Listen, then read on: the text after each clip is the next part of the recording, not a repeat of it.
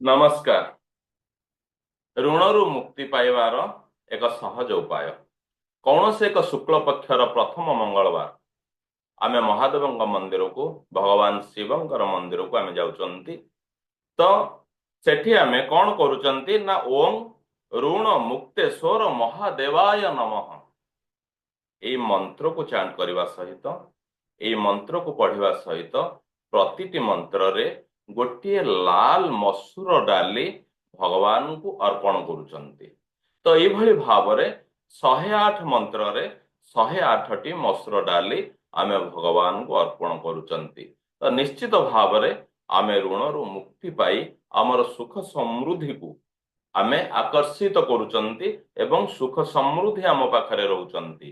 ତ ଏହା ସେ ଶୁକ୍ଳ ପକ୍ଷର ପ୍ରଥମ ମଙ୍ଗଳବାର ଠାରୁ ଆରମ୍ଭ କରି ଯୋଉ ପର୍ଯ୍ୟନ୍ତ ଆମର ସମ୍ପୂର୍ଣ୍ଣ ଋଣରୁ ଆମେ ମୁକ୍ତ ହେଇନାହାନ୍ତି ପ୍ରତିଟି ମଙ୍ଗଳବାର ଯଦି ଆମେ କରୁଛନ୍ତି ନିର୍ଦ୍ଦିଷ୍ଟ ଭାବରେ ନିଶ୍ଚିତ ଭାବରେ ଆମ ପାଇଁ ବହୁତ ବହୁତ ଭଲ। ଧନ୍ୟବାଦ ବିଶ୍ୱଶକ୍ତି। ଧନ୍ୟବାଦ ଧନ୍ୟବାଦ ଧନ୍ୟବାଦ।